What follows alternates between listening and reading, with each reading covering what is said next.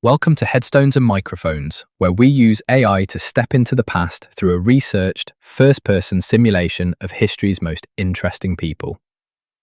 I am your host, Calvin. While we've added some creative storytelling, our goal is to inspire your own study of these fascinating lives. Now, let's meet our guest. Today, we are joined by the brilliant theoretical physicist, Stephen Hawking. It is a pleasure to have you here, Stephen. It is a pleasure to be here, Calvin. Thank you for having me. For those who may somehow not know who you are you? I was a theoretical physicist and cosmologist. I spent my life trying to understand the nature of the universe, specifically the mysteries of black holes and the origins of space and time. When and where were you born? I was born on January 8, 1942 in Oxford, England, although my family was living in London at the time. What was your given name at birth? My full name at birth was Stephen William Hawking. Is there a story behind your birth name? Not particularly. William was simply a family name passed down. However, I was always quite fascinated by the fact that I was born on the 300th anniversary of the death of Galileo. What was your hometown like growing up? I spent much of my childhood in St. Albans, Hertfordshire. It was a pleasant, scholarly sort of place. We were a family that valued books and intense discussion above all else. What was your family life like? It was quite academic. My father was a doctor and a research biologist, and my mother was very involved in political and social causes. We were not wealthy, but we were intellectually rich. We had our meals surrounded by books. What kind of kid were you? To be honest, I wasn't the top of my class. I was actually quite a late bloomer. I didn't even learn to read until I was 8.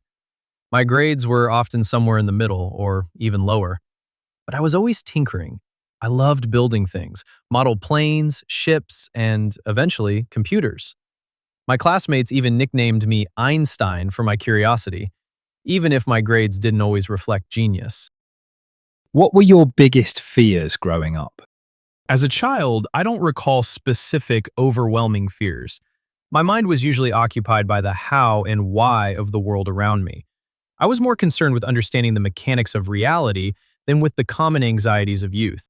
What did you dream of becoming as a child? I wanted to understand the universe. That is all I ever really wanted to do. Even before I had the language of physics to describe it, I was driven by the desire to uncover the fundamental truths of our existence. What were some of your favorite activities in school? I enjoyed the science clubs and the debate teams, but really I was at my best when I was left to my own devices to think, read, or construct intricate models. What was your first job? My life was dedicated to academia, so my first job in the professional sense was as a researcher at the University of Cambridge. Was there a moment where you realized you were different from everyone else? When I arrived at Oxford at 17, I felt quite young compared to the others. But the real difference manifested later when my body began to fail me.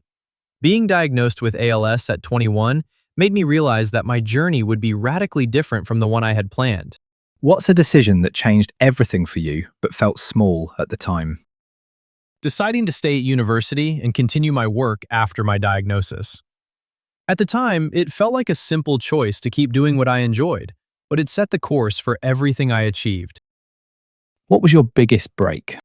Discovering the mathematical evidence that black holes were not truly black, that they emitted radiation. It was a breakthrough that changed my career and our understanding of physics. What were your biggest struggles before success? The physical challenges of my condition were, of course, the most significant. Navigating an academic environment that wasn't built for a wheelchair, and later struggling to communicate. Did you ever consider quitting? No, never. Even when things seemed impossible, the curiosity to solve the next problem was too strong. Were there any specific daily habits or routines that you feel are essential to your success? Persistence. The ability to look at a complex problem and hold it in my mind until the pieces fit. I spent years visualizing geometry in my head when I could no longer hold a pen. What job would you have had if fame never happened? I would still have been a physicist. The fame was an unintended consequence of my public writing and speaking. The physics was the goal. What was your life like before fame? Quiet and intensely focused on my research. I was a student, then a lecturer, deeply embedded in the halls of Cambridge. How did relationships change after success? Fame changes the way people see you, which naturally complicates relationships. I found it best to stay focused on my close circle and my work. Did fame bring happiness? Success in my work brought me great satisfaction. Fame is merely a peripheral outcome of that work. It neither causes nor hinders true happiness. What was the downside of becoming famous? A lack of privacy. It became difficult to simply be a man living his life when so many eyes were watching. What misconceptions did people have about you? People often equated my physical state with my mental capacity. They assumed that because I couldn't move or speak, my mind was somehow limited, which could not have been further from the truth. What was your darkest moment? The period right after my diagnosis when I thought I had only 2 years to live. But then I found perspective. I saw others suffering in ways that made my own situation seem manageable. It forced me to stop being bored and start being determined. What past regrets did you carry that you spoke about? I tried to look forward, not back. Regret is a waste of mental energy. What's something people misunderstood about your life? That it was entirely defined by my disability. My life was defined by my thoughts, my family, and my curiosity. Tell me about a time when everything went wrong, and how did you handle it? In 1985, I fell ill with pneumonia while in Geneva. It was a critical point where my doctors advised my family to turn off my life support. My wife refused. I underwent an emergency tracheotomy that saved my life, but it cost me my voice. I had to learn to communicate from scratch, using a computer. I handled it the same way I handled a physics problem. I adapted. Did fame and fortune change your life? They certainly made it easier to travel and reach a wider audience, but they didn't change who I was at my core. What personal battles were you fighting privately? The physical battle was constant, but there were also the personal human battles, the struggle to maintain family life, the toll of daily care, and the search for love and companionship. Who had the biggest influence on your life?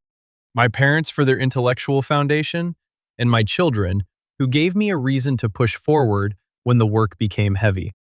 What was life like in your final years? It was a time of reflection and continued engagement with the world.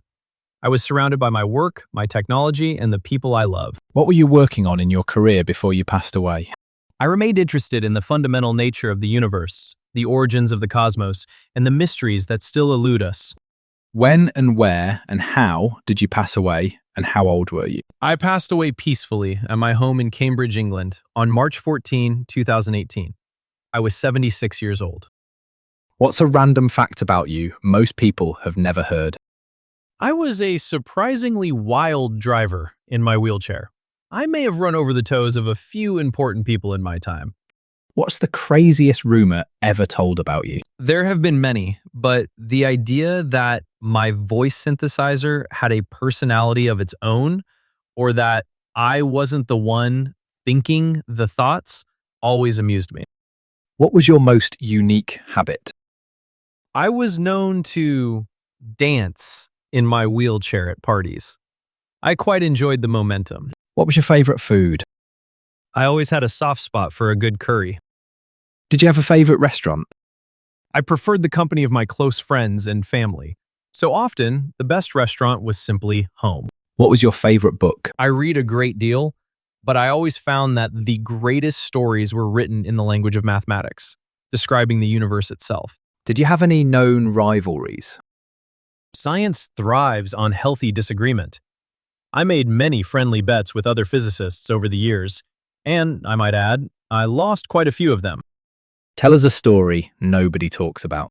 I once had the opportunity to experience zero gravity in a specially modified jet. Floating freely, untethered from the constraints of my body, was one of the most liberating experiences of my life. What's your funniest behind-the-scenes moment? I made a cameo on a television show or two, and I quite enjoyed the humor involved in playing a version of myself. Did you ever prank someone? Let's just say my wheelchair was a very useful tool for more than just mobility. What was the most outlandish purchase you made? I suppose investing in high-end technology for communication was the most essential and extravagant purchase I ever made. What advice would you give people chasing success? Be curious. Look up at the stars, not down at your feet. Try to make sense of what you see and wonder about what makes the universe exist. Be curious. Before we sign off, do you have any closing remarks about the interview or the stories you've shared that you would like to share with our listeners? It has been a delight to look back on this life of mine. It is a vast universe, and we are fortunate to be a part of it. Never lose your sense of wonder. Thank you, Calvin, for having me. Thank you so much for joining us, Stephen. It has been an absolute honour to have such a legendary mind here on the show. We've heard today about the persistence required to chase the mysteries of the universe and the power of curiosity to overcome any obstacle. And that wraps up another conversation from Beyond the Grave.